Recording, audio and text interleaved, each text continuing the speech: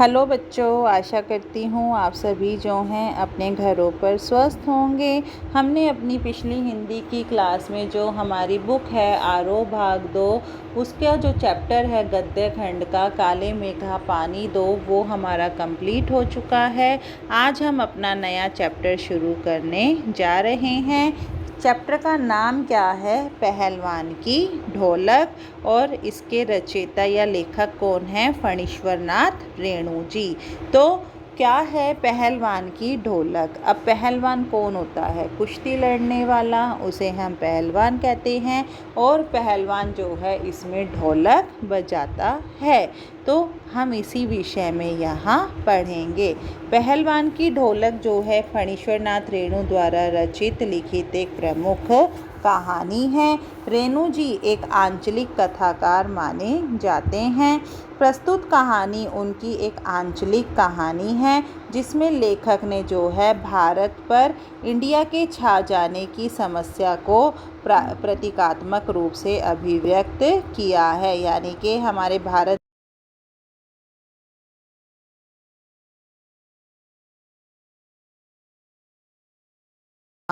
व्यक्त किया है। इस कहानी में व्यवस्था बदलने के साथ साथ जो है लोक कला और इसके कलाकारों के बदल जाने की जो है प्रक्रिया का वर्णन किया है। लेखक का कथन है कि श्यामनगर के समीप एक गांव सर्दी के मौसम में जो है मलेरिया और हैजे से ग्रस्त था। यहाँ लेखक ने पाठ में जो है श्यामनगर गांव का वर्णन किया है और वहाँ पर कौन सी बीमारी फैली हुई थी? मलेरिया और हैजा। चारों ओर सन्नाटे से युक्त बांस फूस की झोपड़ियाँ खड़ी थी। रात्रि में घना अंधेरा छाया हुआ था। अंधेरी रात में चारों ओर करुण सिसकियों और कराहने की गूंज सुनाई दे रही थी। उधर सिहारों और पेचक की आवाज़ें इस सन्नाटे को अवश्य ही थोड़ा सा तोड़ रही थी। मतलब जब सभी लोग चुप थे तो वहाँ जो है तरह तरह के जानवरों की आवाज़ सुनाई दे रही थी। भयंकर सन्नाटे में कुत्ता समूह बांधकर रो रहे थे और रात्रि भीषणता और सन्नाटे से युक्त थी। लेकिन लुट्टन सिंह पहलवान, अब पहलवान का नाम क्या है? लुट्टन सिंह है। पहलवान की ढोलक जो है इस भीषणता को तोड़ने का प्रयास कर रही थी और इसी पहलवान के ढोलक की आवाज़ जो है इस भीषण सन्नाटे से युक्त मृत गांव में संजीवनी शक्ति भरा करती थी।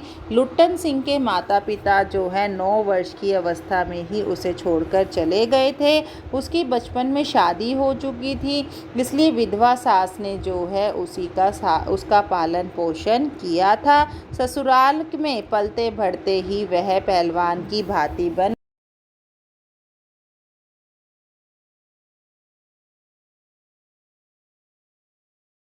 सिंह को चुनौती दे डाली थी, जो शेर के बच्चे के नाम से जाना जाता था। श्यामनगर में राजा ने बहुत कहने के बाद जो है लुट्टन सिंह को पहलवान के साथ लड़ने की आज्ञा दी, क्योंकि वह एक बहुत प्रसिद्ध पहलवान था। लुट्टन सिंह ने ढोलक में धिना धिना धिक दिन धिना की आवाज़ से प्रेरित होकर चांद सिंह पहलवान को बड़ी मेहनत के बाद जो है चित कर दिया। चांद सिंह के हारने के बाद लुट्टन सिंह पहलवान की जय जयकार होने लगी। वह लुट्टन सिंह पहलवान के नाम से प्रसिद्ध हो गया। राजा ने उसकी वीरता से प्रभावित होकर उसे अपने दरबार में सदा के लिए रख लिया था। अब लुट्टन सिंह की कीर्ति जो है, उसका यश जो है, उसकी प्रसिद्धि जो है वो दूर दूर तक फैली हुई थी। लुट्टन सिंह पहलवान की पत्नी भी 2 पुत्रों को जन्म देकर स्वर्ग सिधार चुकी थी, यानी कि वो मर चुकी थी।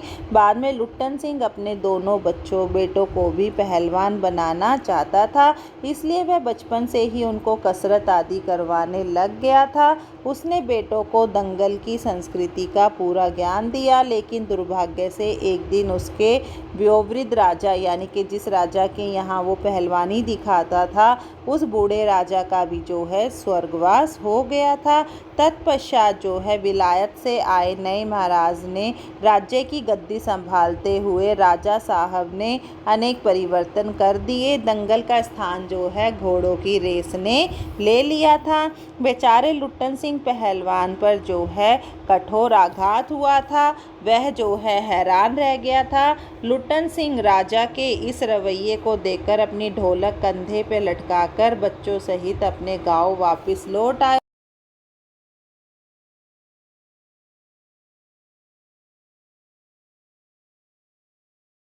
गांव के किसान और खेतीहर मजदूर भला क्या कुश्ती सीखते। अचानक गांव में अनावृष्टि यानी कि वर्षा नहीं हुई। अनाज की कमी से जो है मलेरिया और हैजे जैसी भयंकर समस्याएं फैल गई। चारों ओर लोग भूख से, हैजे से, मलेरिया से मरने लगे। सारे गांव में तबाही मच गई। लोग इस त्रासदी से जो है इतना डर गए थे कि सूर्यास्त होते ही अपनी अपनी झोपड़ियों में घुस जाते थे। रात्रि की विभीषिका और सन्नाटे को केवल लुट्टन सिंह पहलवान ही की जो ढोलक बजती थी वही उसे ललकार कर चुनौती देती थी। यही तान जो है, यही ढोलक की आवाज़ इस भीषण समय में धैर्य प्रदान करती थी। यही आवाज़ जो है शक्तिहीन गांव वालों को संजीवनी की भांति भरने का कार्य करती थी। इसी भीषण विभीषिका में पहलवान के दोनों बेटे भी इसी का शिकार हो गए थे। प्रातः होते ही पहलवान ने अपने दोनों बेटों को मरा हुआ पाया। बाद में वह अशांत मन से दोनों को उठाकर नदी में बहाकर आ गया। लोग इस बात को सुनकर दंग रह गए। वह इस असहनीय वेदना और त्रासदी से भी पहलवान नहीं टूटा। रात्रि में फिर पहले की तरह ढोलक बजाता रहता। इससे लोगों को सहारा मिला। लेकिन 4-5 दिन बीतने के पश्चात जब रात्रि में ढोलक की आवाज़ सुनाई नहीं पड़ी थी तो प्रातःकाल उसके कुछ शिष्यों ने जो है पहलवान की लाश को सियारों द्वारा खाया हुआ पाया। इस प्रकार इस कहानी से हमें यह पता चलता है कि पहलवान का अंत भी जो है भूखमरी की शक्ल में आई मौत के षड्यंत्र का शिकार बन जाती है।